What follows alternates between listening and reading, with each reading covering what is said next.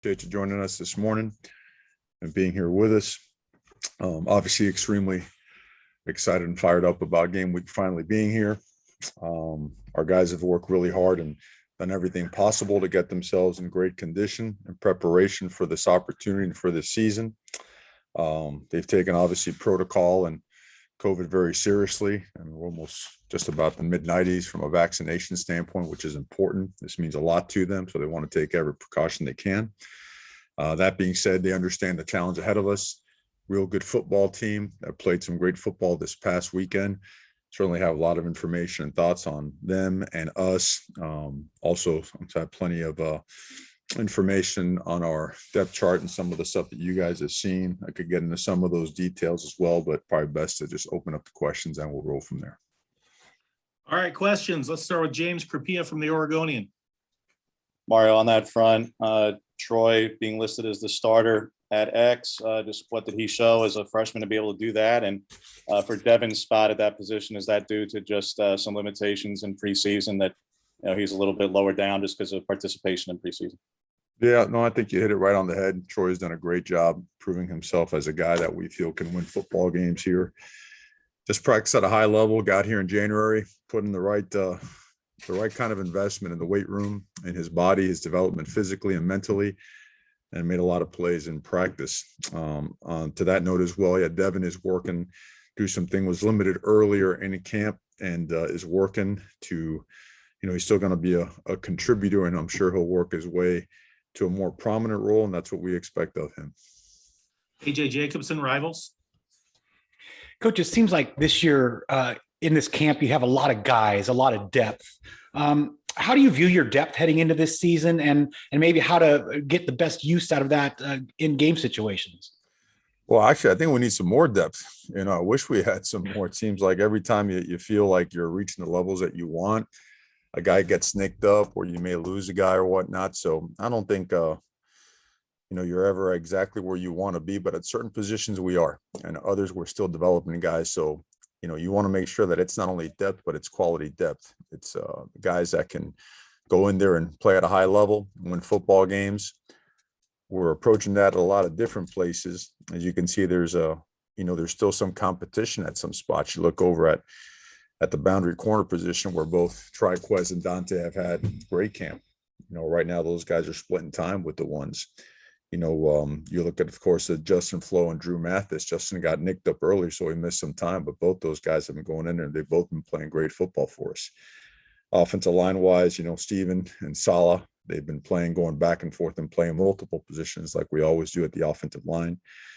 The tight end position we're really excited about because you have quality depth there, and since they are two different positions, the way we play the Y and the F, all those guys are going to be playing, and they'll be playing on special teams as well. Young backs have really proven themselves. We talked about Troy already at wide receiver.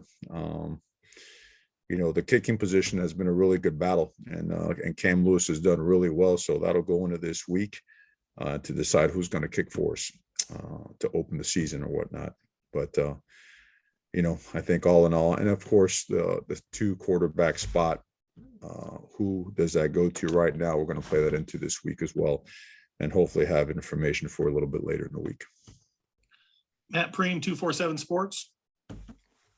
Yeah, Mario, your secondary at corner has 5 freshmen back there. Just kind of your thoughts on the youth and those guys are going to have to play, whether they're maybe ready for the big time or not.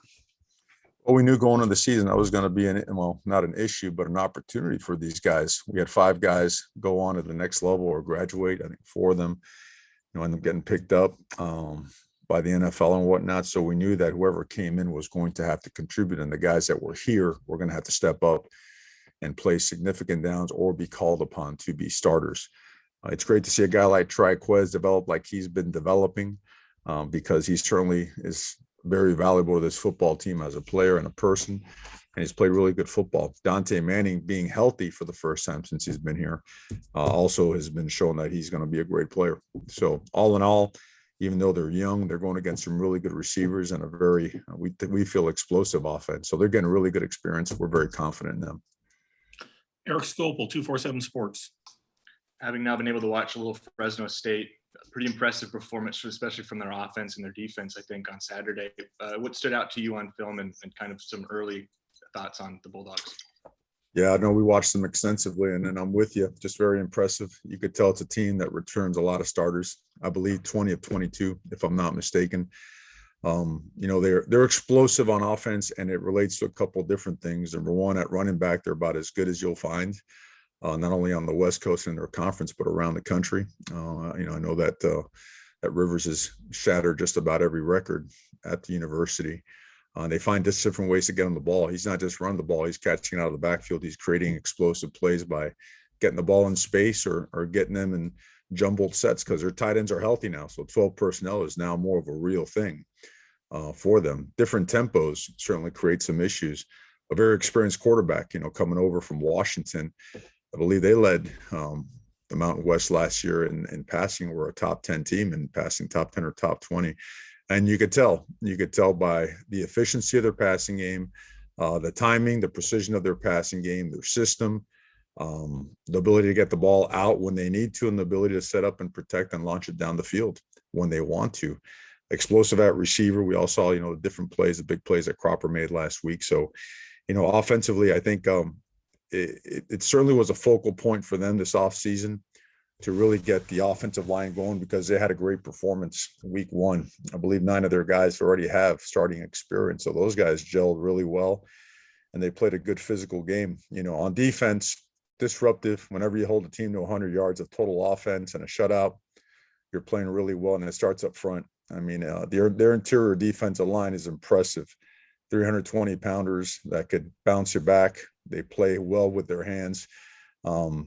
Even though that schematically, they're lining up in 4 down most of the time, unless they're faced with 12 personnel. These guys, they strike, they move.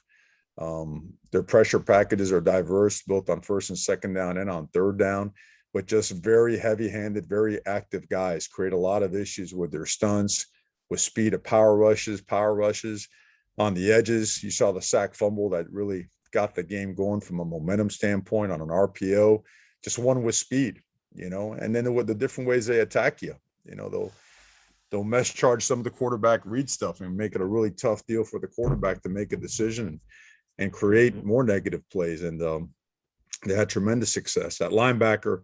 They just play really, really hard, and they run you down. A lot of experience at linebacker, a lot. And the way that they play their secondary, even though there's some of the things we see in practice, because there are some similarities, but they're just very aggressive. They're downhill at safety, but they can cover you. Great man-to-man skills as well. And they have it outside also. They smothered their opponent in week one. So we expect a great challenge. James. Mario, Tim and Nick wouldn't be human if there wasn't something to this week for them specifically.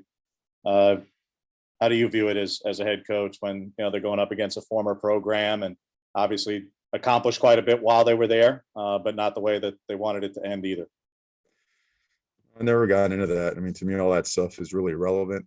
It's going to be about the players. It's going to be about preparation and how we play the game. So, maybe that's something that's reflected upon after the fact, but going in, I don't think that could ever be a part of the equation. Next, Torres, Ducks Digest.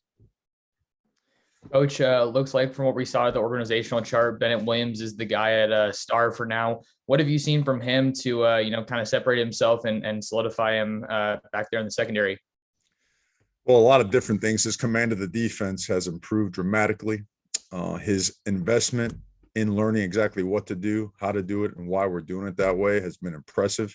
Bennett combines the best of both worlds. He's very physical in the run game and the perimeter screen game, and he has developed some really impressive man-to-man coverage skills as well. Technique-wise, eye discipline-wise, he's had a great camp. Bennett Williams has to be on the field regardless of the situation in that position and some of the things that have transpired. So he has earned this, and I think every single coach and player on this team will tell you how fired up they are to watch him play and how impressed they've been with him in camp. Matt. Fresno State had a lot of their running backs be used in the passing game, just the challenges of facing that and just the importance of having whoever you put on that guy to know their keys.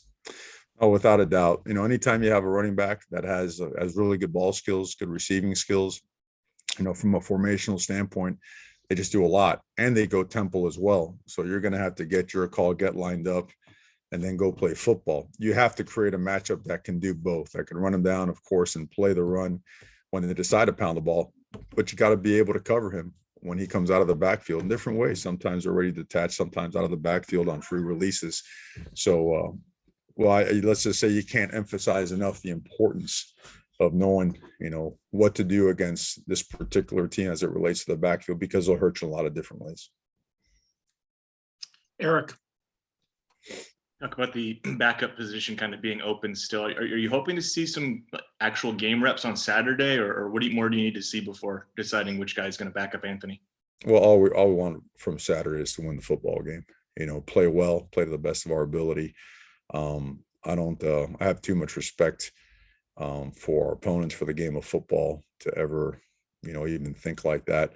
Not to mention we're playing an opponent which, you think about it, Fresno State has played for the conference championship for the last 8 years. Okay, a tremendous history. They have explosive football players that we've recruited, players that the Pac-12 have recruited and have stayed home or close to home over there. So they got a really good football team. Our players are very well aware from the simplicity of watching film. The film never lies.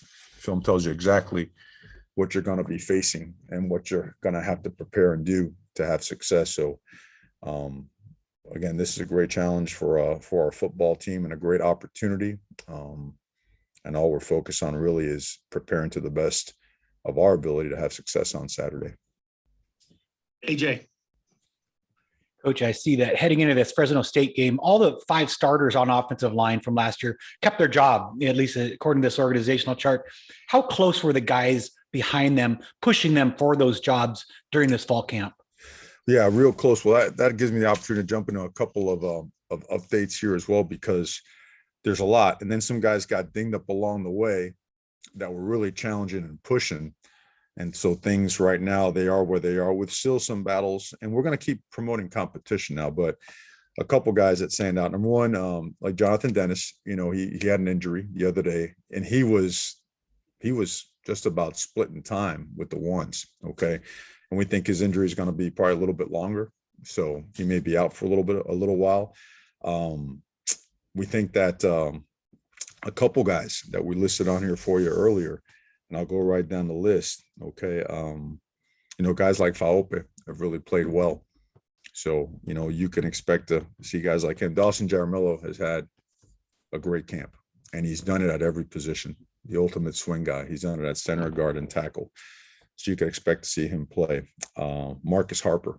Marcus Harper's repped at center and has played at guard, and we feel comfortable that he needs to play for us to be successful. Jackson Powers Johnson has had a great camp as well as another guy that has pushed and has earned playing time. Now, when and how we're going to play these guys, I'm not ready to say that yet. We feel comfortable going into the game and confident that we have guys that we can rep in there, and that we have a solid starting 5/6, because again, those guys at tackle have played tackle and guard on the right side. But yeah, it wasn't, let's just say this thing didn't start like this and end like this without challenge. This thing was back and forth, and a lot of great competition, and some nicks along the way, certainly swayed maybe a little bit one way or the other, but proud of all those guys. Those guys in that room, they welcome competition, and they did a great job grooming it. And, it's really led to a great camp. James. You mentioned their defensive line, Mario. They were 3rd in the nation in sacks per game last year, and then they add to it with a player like Boehm. What do you see from him, not just on Saturday, but did you go back and watch anything from Cal Poly? I realize that's at a different level of competition, and I think him and Stephen Jones have a history going back many, many years. So just what did you see from that player in particular, since, like I say, it came from a Cal Poly but showed up on Saturday? Well, we study everybody in the off season. So we knew some of their additions were going to be extremely helpful to them. And if you can find a spot on that defense to play, you're a really good football player, because they've had a lot of success. you mentioned about their statistically in terms of sacks. It's not just sacks. It's how many times they pressure the quarterback, how many quarterbacks hit they have. And it's a lot. They're so athletic, they move so well, and their pressure packages are disguised well enough where people have a tough time moving with them, staying with their man side of the protection, sliding to them, or, capturing the guys that come in on different pressures and stunts. So he adds obviously even more to what they have already. Again, mentioned before, just tremendous amount of respect for them and their football players, and looking forward to the opportunity. Matt, You've mentioned a lot about having the opportunity of having fans back in the stands for this game. It's also the first time in over a year you'll have recruits able to come watch a game. Just the importance of that. And I know you can't get into specifics of names and such, but just how nice is it going to be able to show off your program in an actual game day atmosphere? Well, Autzen is a game changer. We know that. Our fans, for us, it's family here, always has been. It's just a game changer. It's different, always has been. So it's priceless. It's the best way to describe it in every single aspect, from the enthusiasm it generates within our program, our players, the excitement, just a flat out just juice that comes from the stadium. And now if you're a high school prospect and you're sitting in there and you're taking all that stuff in, it's hard not to want to be a part of it. So no, it's about as important as it gets. Certainly something that we've been missing for a long time. I know that, starting with the fan part, our players are really, really just, they're chomping at the bit to go in there, but they're focused on what we have to do to make sure that we perform to the best of our ability on Saturday. last question goes to Eric. From an injury perspective, Mario, is it safe to say everybody on the organizational chart you released is available to play, or are there some players that maybe are questionable for Saturday? Well, I think I feel like we're in a position where we can say with plenty of confidence that these guys are available. I'm sure there's some other guys that are available also, and there could be some changes in there somewhere, and we'll get those to you guys if that is the case. Should those things arise, there's just, there's so much stuff going on in special teams as you work out those particular units that sometimes it does affect this thing right here. For example, sometimes your fourth running back, has special teams value where, from we're home, so it's a little bit different, but from a playing travel squad standpoint, he may bring a little bit more value than maybe your 6th or 7th linebacker. So things like that are still in play, but overall, I feel confident that for the most part, this organizational chart should be on point. Thank you, Coach. Appreciate your time. Okay, guys, thank you very much, and we'll see you guys later this week.